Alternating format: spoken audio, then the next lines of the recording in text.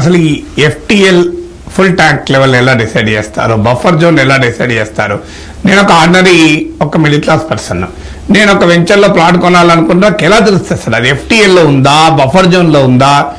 So how do I know, how to identify అసలు ఏంటి, how do you define FTL అంటే ఎలా define చేస్తారు, బఫర్ జోన్ అంటే ఎలా డిఫైన్ చేస్తారు? ఇప్పుడు చెరువులో వర్షం వస్తుంది సార్, వర్షం వచ్చినప్పుడు చెరువులో వాటర్ అంతా కూడా వచ్చి చేరుతుంది. చేరినప్పుడు ఆ చెరువులో వాటర్ ఏదైతే హోల్డింగ్ కెపాసిటీ ఉంటుందో దానికి ఒక మనం అలుగు బారుతుంది అంటాం. మనం జనరల్గా ఒక లెవెల్ తర్వాత అలుగు బారుతుంది. అలుగు బారి ఆ వాటర్ అక్కడి నుంచి నెక్స్ట్ చెరువుకి ఒక నాలా ద్వారా లింక్ అయ్యి వెళ్తుంది అన్నమాట. ఆ అలుగు లెవెల్ ఏదైతే ఉందో దాన్నే మనం ఎఫ్టిఎల్గా తీసుకుంటాం. ఈ ఎఫ్టిఎల్ అనేది మన మెమోయర్స్, చెరువుల మెమోయర్స్ కూడా దాంట్లో వాటిలన్నింటిలో కూడా క్లియర్గా స్పెసిఫై చేస్తున్నాయి అనమాట. అంటే మన హిస్టారికల్ డేటాలో కూడా ఉన్నాయన్నమాట. సో ఉండి దీనికి కూడా మనకి ఏంటంటే ఈ చెరువు ఎఫ్టిఎల్, సపోజ్ ఇప్పుడు మీకు గండిపేట ఉదాహరణ నేను చెప్తాను. గండిపేటలో దాని FTL 1790 feet above sea level అనమాట. మీన్ సీ లెవెల్ కన్నా 1790 ఇస్ అక్కడ ఉన్నటువంటి ఇదనమాట. సో దాన్ని ఎప్పుడు డిఫైన్ చేశారు? 1920లో చెరువు ఎప్పుడైతే ఫామ్ అయిందో అప్పుడే తయారు చేశారు. అప్పటి నుంచి ఉంది 1790. అక్కడ మీరు వెళ్ళి చూస్తే కనుక ఆ పోల్స్ కూడా కనబడతాయి అనమాట. స్టిల్ వ్యాలిడ్ ఇంత డెవలప్మెంట్ వచ్చాక కూడా ఎఫ్టిఎల్ వ్యాలిడేనా? అదే వ్యాలిడ్ ఉంటుంది. ఎందుకంటే అది ఆ వేరు అదే ఉంటుంది. ఆ వేరు అక్కడ కట్టినటువంటి ఆ చెరువు కట్టినప్పుడు దానికి ఉన్నటువంటి వేరు ఒకటి ఏదైతే ఒక బ్యారియర్ లాంటిది కట్టారో ఆ బ్యారియర్ అయితే మార్చలేదు కదా, అదంతే ఉన్నది. సో దాని వ్యాలిడ్ అవుతుంది. దాని చుట్టూ కాంటూర్స్, అంటే కాంటూర్ అంటే ఏంటి సార్? జాగ్రత్త మనం చూస్తే కనుక ఇది ఒక లైన్ జాయినింగ్ మ్యాప్ లో line joining features of equal altitude, అంటే సేమ్ హైట్ ఉంటే కనుక దాన్ని కాంటూర్ అంటాం. సో ఇప్పుడు ఆ 1790 కాంటూర్ దాకా ఉన్నటువంటి ఆ పక్కన అన్ని 1790 లోపల ఉన్న ఫీచర్స్ అన్నింటిలో కూడా సబ్మర్జ్ అవుతాయి నేచురల్ గా. ఫుల్ ట్యాంక్ వస్తాయి. కొంచెం ఎత్తు ఉంది అనుకోండి, అక్కడ పక్కన 1792 హైట్ ఉంది అనుకుందాం, 1792 1795 ఉంది అక్కడ, ఇది సముద్ర మట్టానికన్నా ఎక్కువ ఉంది ఉన్నప్పుడు అది సబ్మర్జ్ అవుతుంది. ఎందుకంటే ఇది 1790 దాకే అక్కడ సబ్మర్జ్ అవుతుంది. సో దీనికి అంటే మనం చెరువు తయారు చేసినప్పుడే దానికి ఎఫ్టిఎల్ అనేది డిసైడ్ చేయడం జరుగుతుంది. బట్ దానికి ష్రింక్ అయి ఉండొచ్చు, బట్ ఎఫ్టిఎల్ మారదు కానీ ష్రింక్ అవుతుంది చెరువు. ఇప్పుడు సపోజ్ ఆ చుట్టూ మనం ఏదో అంతా ఇచ్చేయడంతో ఏది బిల్డింగ్స్ లేకపోతే ఇది వచ్చి ఎఫ్టిఎల్ మటుకు అదే హైట్ ఉంటుంది అనమాట. ఎందుకంటే దాని వేరే అదే హైట్ లో ఉందన్నమాట, వేరే అదే ఉంది, లేకపోతే అక్కడ ఉన్నటువంటి దాన్ని ఇది వస్తుంది. నెక్స్ట్ ఇవన్నీ కూడా మనకి బిల్డింగ్ రూల్స్ లో చాలా క్లియర్ గా స్పెసిఫై చేస్తున్నాయి. 2012లో బిల్డింగ్ రూల్స్ వచ్చున్నాయి. ఈ బిల్డింగ్ రూల్స్ లో ఒక ఎఫ్టిఎల్ నుంచి ఒక సపోజ్ చెరువు దగ్గర ఎక్కడ కన్స్ట్రక్ట్ చేయాలి, ఎక్కడ చేయకూడదు చాలా స్పష్టంగా ఉంది. అంతకుముందు కూడా అంటే బిల్డింగ్ రూల్స్ రాకముందు కన్స్ట్రక్ట్ చేసిన వాళ్ళు ఉంటారు, వాళ్ళ సంగతి ఏంటనేది వస్తుంది.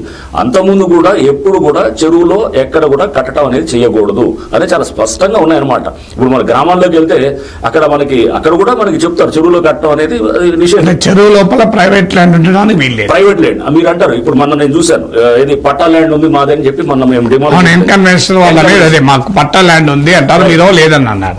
పట్టా ల్యాండ్ ఉండొచ్చు, చెరువులో పట్టా ల్యాండ్ ఉంటుంది. పట్టా ల్యాండ్ ఉంటే కనుక అంటే చేసే టిపికల్ అంటే చేసేటటువంటి సిస్టమ్ ఎలా ఉంటుందంటే చెరువులో పట్టాలు ఇస్తారు. ఎందుకు ఇచ్చేవాళ్ళు పట్టాలు? చెరువులో నీళ్లు లేనప్పుడు డెడ్ స్టోరేజ్ అంటే షికమ్ ల్యాండ్ అంటాం, అది తక్కువ ఉన్నప్పుడు అప్పుడు అక్కడ పట్టాలంటే మొత్తం నీళ్లు లేవు. ఆ టైంలో నేను వ్యవసాయం చేసుకోవచ్చు, నేను అగ్రికల్చర్ చేసుకోవడానికే ఆ పట్టా ఇచ్చారు. అంతేగాని అగ్రికల్చర్ చేయడు కదా. ఎగ్జాక్ట్లీ. అంటే ఇప్పుడు అందరూ క్లెయిమ్ చేసి నాకు పట్టా ఉందంటారు. పట్టా ఉండొచ్చు, patta is meant for agriculture, not for raising structures. చాలా స్పష్టంగా బిల్డింగ్ రూల్స్ లో ఉంటాయి అనమాట. అక్కడ ఎన్కన్వెన్షన్ కట్టకుండా కావాలంటే తోట వేసుకోవచ్చు. ఎగ్జాక్ట్లీ, తోట వేసుకోవచ్చు. దాని కూడా ఫీచర్స్ మార్చకూడదు, అంటే దాని ఏదో హైట్ లేపి అని చేయకూడదు. అది అక్కడ దాన్ని ఎక్కడ గ్రావెల్ వేసి మట్టి వేసి దాన్ని లేపి హైట్ లేపి అక్కడ ఎక్కడ కూడా ఎటువంటి ఆల్టరేషన్స్ ఇన్ ఎఫ్టిఎల్ గానీ, అంటే చెరువు మళ్ళీ ఫుల్ గా నిండినప్పుడు ఉండాలన్నమాట. దానికంటే ఎక్స్పాండ్ అవడానికి ఫ్రీగా ఉండాలి. ఆ వాటర్ చెరువుని ష్రింక్ కాకూడదు. చెరువు దాన్ని విస్తృతిని ఎక్కడ కూడా మనం మాన్యువల్ ఇంటర్వెన్షన్స్ తోటి అడ్డుకట్ట వేయకూడదు అనేది బఫర్ జోన్ అంటే. బఫర్ అంటే మీకు ఈ చెరువు ఒక్కొక్క చెరువు ఏరియా బట్టి ఉంటుంది. సపోజ్ దానికి ఒక 25 acres చెరువు ఉంది అనుకోండి సార్, దాని buffer zone will be some ఎంత 30 meters ఫ్రమ్ ఇది ఎఫ్టిఎల్ అని అంటారు అనమాట. ఎఫ్టిఎల్ కాంటూర్ ఇచ్చారు కింద చెప్పారు 1790 ఉంటుంది, దాని నుంచి ఒక 30 meterలు వెళ్తుంది అనమాట. అదే సపోజ్ ఇంకొక అంటే చెరువు విస్తీర్ణత బట్టి ఉంటుంది, బట్ బై అండ్ లార్జ్ చెరువులకి 30 meters దాకా ఇస్ ద బఫర్ జోన్ అనమాట. ఇవన్నీ కూడా ఏం చేశారు, హెచ్ఎండిఏ ఆల్రెడీ నోటిఫై చేసినవి కూడా ఉన్నాయి. ఇప్పుడు 2016లో చేసినవి ఉన్నాయి. ఇప్పుడు మనకు చెప్తున్నటువంటి ఏది మన ఎన్కన్వెన్షన్ దగ్గర ఉన్న చెరువుది 2016లోనే నోటిఫై చేశారు. అక్కడ ఏ స్ట్రక్చర్ కూడా వచ్చినా కానీ కూడా అనాథరైజ్ స్ట్రక్చరే.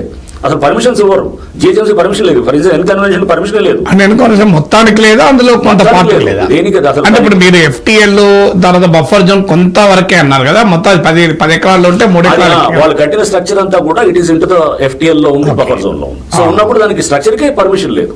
అంటే జిహెచ్ఎంసీ 10 ఏళ్ల నుంచి వీళ్ళు ట్రై చేస్తున్నా కానీ కూడా వాళ్ళకి ఎక్కడ పర్మిషన్ రావట్లేదు.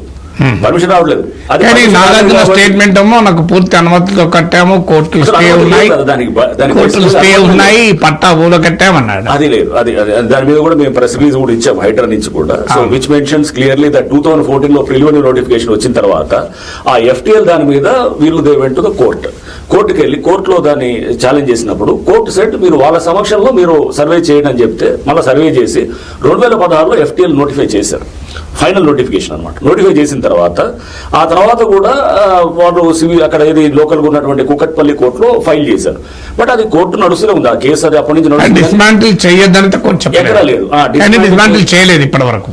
ఎప్పుడు పేపర్ల మీద అన్ని నడిచాయి. పేపర్ల మీద జరగాల్సింది ఏంటంటే అక్కడ ఇది ఇల్లీగల్ స్ట్రక్చర్ అని, ఇది BRS లో బిల్డింగ్ రెగ్యులేషన్ స్కీమ్ లో కూడా వీళ్ళు అప్లై చేసుకున్నారు. చేస్తే దాన్ని కూడా రిజెక్ట్ చేశారు. అప్పుడు రిజెక్ట్ చేసి ఇవన్నీ జరిగినాయి, గతంలో జరిగినాయి. సో బట్ ఏంటంటే పట్టా ల్యాండ్ అంటే కనుక పట్టా ఉండొచ్చు. పట్టా ఎవరికైనా ఇప్పుడు చెప్పాను కదా, చెరువులో ఉండొచ్చు పట్టా. బట్ అది that is meant for agriculture purpose, not for raising structures. ఎవరికైనా ఉండొచ్చు, అది ఆ పట్టా మారుతూ ఉండొచ్చు, రిజిస్ట్రేషన్ కూడా జరుగుతుండొచ్చు. బట్ అది ఓన్లీ కేవలం వ్యవసాయాని కోసమే చేయాలి. దాంట్లో ఎటువంటి ఇప్పుడు HMDA ప్లాట్లు చేసి అక్కడ పర్మిషన్ ఇచ్చారనుకోండి, HMDA will be the culprit అన్నమాట.